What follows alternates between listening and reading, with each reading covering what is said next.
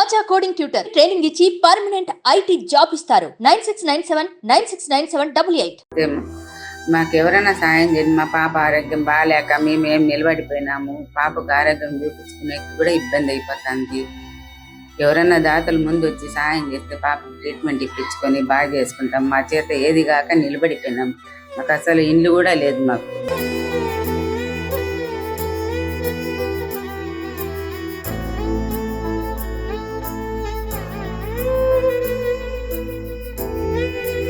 Welcome to Suman TV. 22 సంవత్సరాల వరకు బాగున్న స్వర్ణలత ప్రస్తుతము గత 6 సంవత్సరాలుగా పెద్ద సమస్యతో అసలు లేచి కూర్చోవడం కూడా వీలు కాకుండా, కూర్చొని భోజనం చేసేదాన్ని కూడా వీలు లేకుండా ఎప్పుడు కూడా పడుకునే ఉండే పరిస్థితి. భోజనం చేయాలన్నా కూడా అమ్మాయిని పడుకోబెట్టే భోజనం చేపిస్తున్న దుస్థితి ఈ తల్లిదండ్రులు ప్రస్తుతం ఎదుర్కొంటున్నారు. అసలు ఈ అమ్మాయికి ఎలాంటి సమస్య ఉంది, ఎన్ని రోజుల నుంచి ఉంది, ఎందుకు ఈ సమస్య వచ్చిందని వారిని అడిగి తెలుసుకుందాం. అమ్మా, మీ పేరుమా? నా పేరు ఈశ్వరమ్మ. స్వర్ణలతకి ఎప్పటి నుంచి మీ ఇలాంటి సమస్య? కొద్దిగా 6 ఏళ్ల నుంచి కొద్దిగా మంచి ఉరువే తగ్గుతా వచ్చేసింది మనిషి. ఇప్పుడు 3 ఏళ్ల నుంచి మంచానే ఉంది. మంచానే అన్ని A to Z నేనే చేయాల.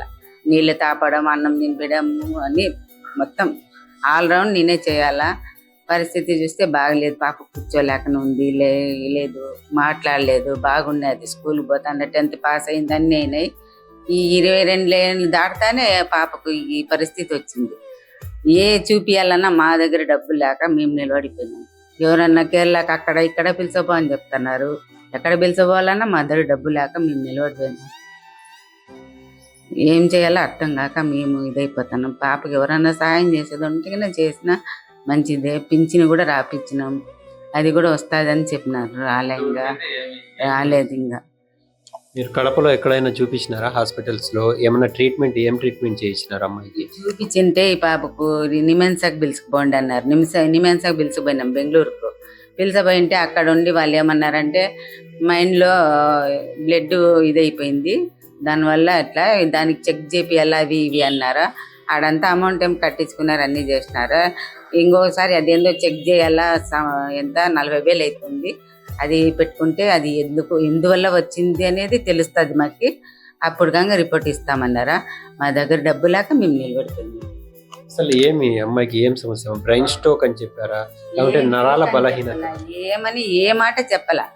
అది చెక్ చేస్తే ఏమని చూపిస్తాము, ట్రీట్మెంట్ ఇచ్చినా కూడా పాప బాగా కాదుమ్మా అన్నారు వాళ్ళు. ఇప్పుడు మీకు కేరళకు వెళ్ళి చూపించమని ఎవరు అడ్వైస్? వాళ్ళు వచ్చినారు, కేరళ సార్ ఎవరు వచ్చినారు. మాకు టిఫిన్ సెంటర్ కాడ ఉంటే వాళ్ళ నాన్న ఆటో తోలుకుంటా కొంచెం టిఫిన్ సెంటర్ పెట్టుకుని ఉండారా. అక్కడ వచ్చి ఎవరో ఉండి ఇట్లుంది పాప పరిస్థితి అంటే వచ్చి ఇంటికి వచ్చి చెక్ చేసి కేరళకు పిలిచబోతే పాక్ చేస్తారు అన్నారు వాళ్ళు. అది ఏమో ఆ సార్ పెద్ద సార్తో కూడా ఫోన్ నంబర్ ఇచ్చింటే మాట్లాడినాను. మాట్లాడితే ఆ మాటకి వాళ్ళేమో ఇక్కడ వస్తే మేము చూస్తాము అన్నారు. అక్కడ పోయేకి మా పరిస్థితి బాగాలేక మేము నిలబడిపోయినాము. అమ్మాయి ఏం చదువుకునిందమ్మా?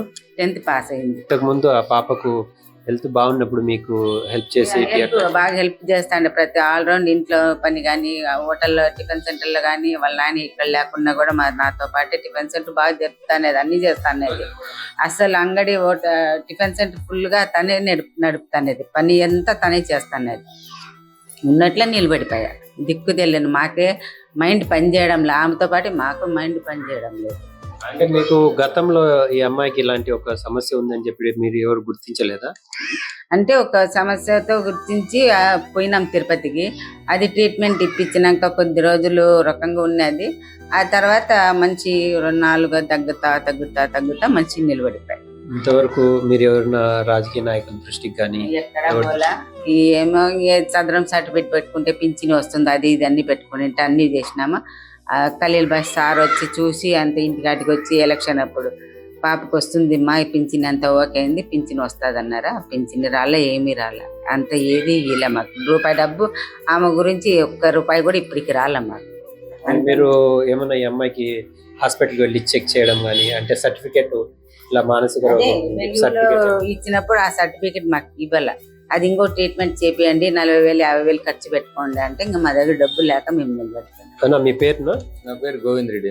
ఎంతమంది పిల్లలు మీకు? 4 పిల్లలు. ఒకడు ముగ్గురు ఆడపిల్లలు. 2 ఆడపిల్లలలో పెద్ద పిల్లలు 2 బాగున్నారు. ఈ అమ్మాయి అయితే ఆయన ఏం చేస్తారు అబ్బాయి? అబ్బాయి నాకన్నే టిఫిన్ సెంటర్ లోనే పనిచేస్తారు. మీరిద్దరే ఇప్పుడు సంపాదించే వాళ్ళు.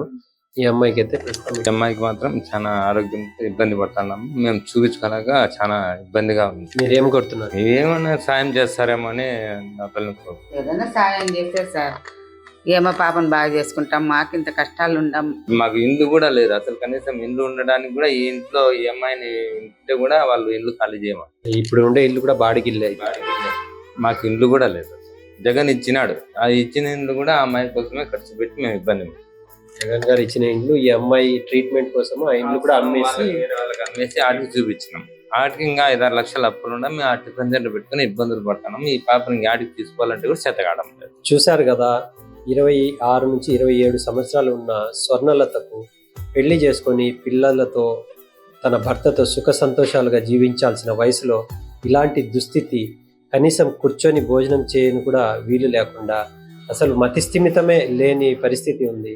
ప్రస్తుతము ఆ తల్లిదండ్రులకు ఒక ఆధారంగా ఉండాల్సిన వయసులో ఇలాంటి పరిస్థితి ఇప్పుడు తల్లిదండ్రులకే భారంగా మారి కనీసం ఆ అమ్మాయికి ట్రీట్మెంట్ చేసుకునే పరిస్థితి కూడా లేకుండా వీళ్ళు చాలా కష్టాలతో ఎవరన్నా దాతలు ముందుకొచ్చి కనీసం ఈ అమ్మాయికి తీసుకుని పోయి, కేరళలో అయితే ట్రీట్మెంట్ బాగుంటుందని చెప్పేసి కనీసం ఎవరన్నా స్పందించి ఈ వీడియో చూసిన తర్వాత ఎవరన్నా స్పందించి ఈ అమ్మాయికి ట్రీట్మెంట్ ఇప్పించగలుగుతారని వాళ్ళు మనస్ఫూర్తిగా కోరుతున్నారు.